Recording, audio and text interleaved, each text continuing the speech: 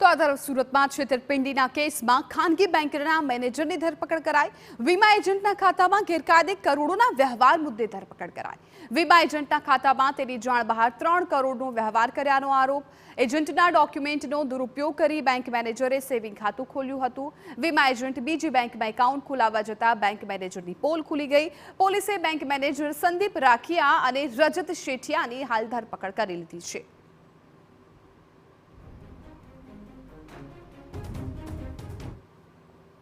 જ્યારે પણ તમારા કોઈ કિંમતી ડોક્યુમેન્ટ છે, કોઈ બેંક ખાતા અથવા તો કોઈ બીજી જગ્યાએ જ્યારે આપો છો ત્યારે ખાસ કરીને સાવચેતી રાખજો, કારણ કે પોતાના ડોક્યુમેન્ટ છે ત્યાં દુરુપયોગ થઈ શકે છે અને કરોડોનો જે વ્યવહાર છે તેમાં થઈ શકે છે। આવો જ કિસ્સો સુરતના ખટોદરા વિસ્તારમાં સામે આવ્યો છે।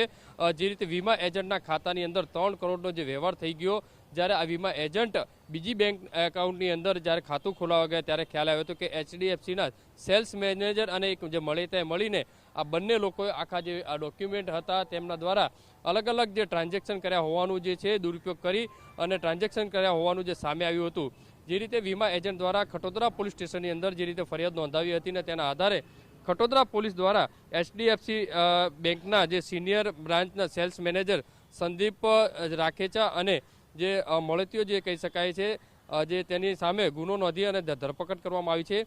આ બંને જે HDFCના જે બેંક મેનેજર અને જે વ્યક્તિ છે તેની ધરપકડ કરીને 3 દિવસના જે રિમાન્ડ મેળવવામાં આવ્યા છે। ખાતાઓ અને જે મિલન અને સાહિલને આપવામાં આવ્યા હતા અને તેની અંદર જે ટ્રાન્ઝેક્શનો જે છે તે કર્યા હોવાની જે વિગત સામે આવી છે। મિત્રતામાં શેરબજારનું ટ્રેડિંગ માટે એકાઉન્ટ ઓપન કરવાના બહાને વીમા એજન્ટના ડોક્યુમેન્ટનો દુરુપયોગ કરી બેંકમાં જાણ બહાર સિનિયર બ્રાન્ચે કરંટ અને સેવિંગ ખાતું ખોલી 3 કરોડનું ટ્રાન્ઝેક્શન કર્યા હોવાનું જે સામે આવ્યું છે।